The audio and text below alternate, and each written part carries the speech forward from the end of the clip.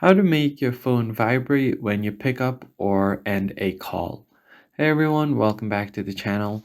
In today's video, I'll be showing you a quick and easy way to make your phone vibrate when you pick up a call or end it.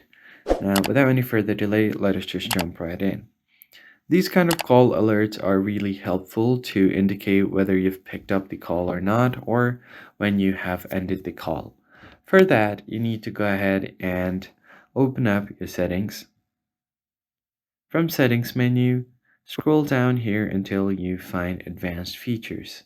If you have a different Android phone, there might be a similar settings to this. Just figure it out on there and go to your settings. And then from there, you have motions and gestures. Tap on it.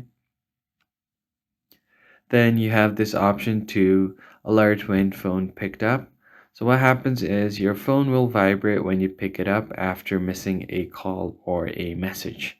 Make sure that you toggle this option on, and there you go. Now whenever you pick up a call, your phone will vibrate and you'll know when you have picked it up.